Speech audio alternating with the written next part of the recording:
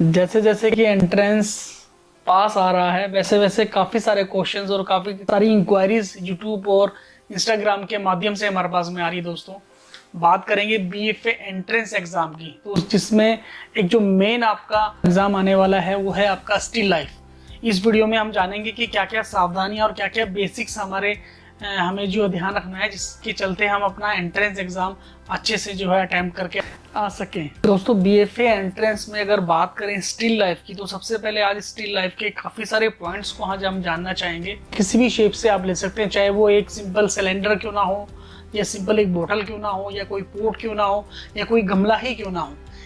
बात करेंगे entrance exam में क्या क्या सावधानियां हैं, क्या क्या चीज़ें बेसिक्स आपको नोटिस करके चलना है, वो सारी बातें इस वीडियो में आप जान पाएंगे।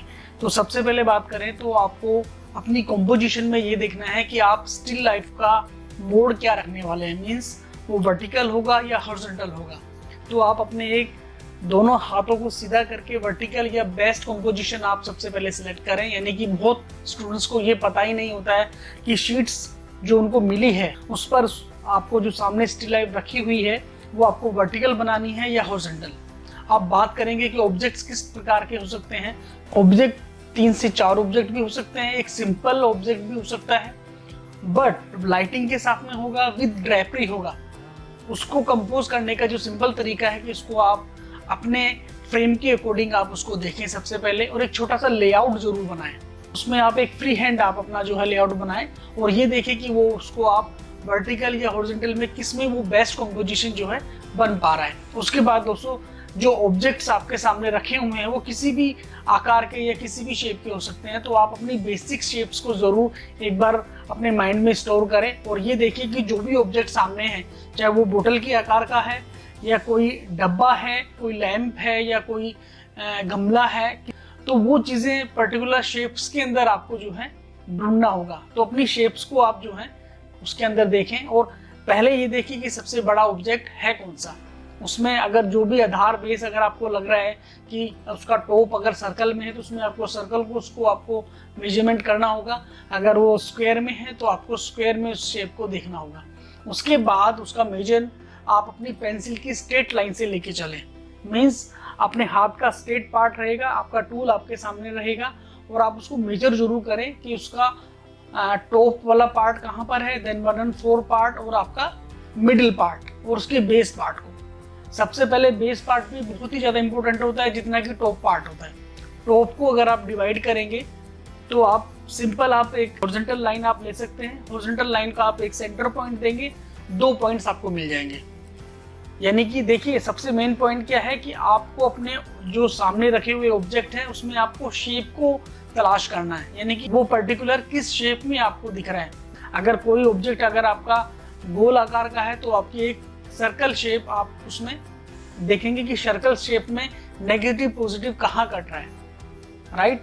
और सबसे बड़े जो आधार होंगे वहां पर आप अपना स्केल तो यूज कर नहीं सकते हैं, तो आप अपना जो है अपने थंब को, अपने हाथ को स्ट्रेट करके अपने टूल्स को आप जो है डिवाइड करते हुए आप चल सकते हैं। लाइट ड्रॉ करें जिससे कि अगर एक दूसरे ऑब्जेक्ट्स में अगर कुछ मिस्टेक्स हो भी रही हैं तो आप उसको बाद में करेक्ट कर सकते हैं। इरेजर का बिल्कुल भी इस्तेमाल ना करें, क्यों? क्योंकि इरेजर से आपका नेगेटिव मार्क होता है। क्योंकि जब आप शीट्स में इरेजर लगाते हैं तो एग्जामिनर को भी ये इजीली पता चलता है कि बच्चा जल्दबाजी में काम कर रहा है और वो मिस्टेक करता हुआ आगे बढ़ रहा है। तो पहले एक सिंगल आप ऑब्जेक्ट को ड्रॉ करें, उसकी हेल्प से, उसकी मदद से जो भी साथ के ऑब्जेक्ट हैं वो आप बना के चलें।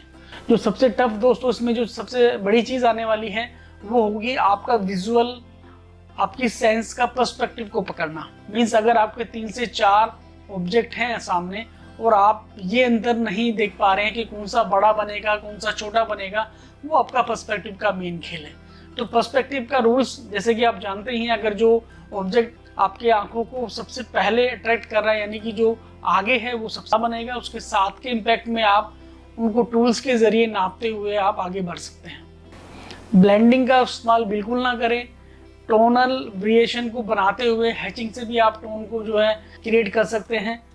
ये सारी बातों का आपको ध्यान रख के चलना होगा। जहाँ तक लाइटिंग सोर्स का बात है तो लाइटिंग अगर राइट साइड से है, लेफ्ट साइड से, तो उसके अकॉर्डिंग ही आपके ऑब्जेक्ट पे जो है शैडो पड़ेगी और आपको विद रिफ्लेक्शन आपको जो है स्टिल लाइफ के ऑब्जेक्ट्स को आपको बनाना है। देखिए दोस्तों, काफ़ी सारी बातें डिस्कस करने के बावजूद भी नो डाउट ये एक प्रैक्टिकल एग्ज़ाम है, तो कहीं ना कहीं डाउट्स फिर भी आपके मन में चल रहे होंगे।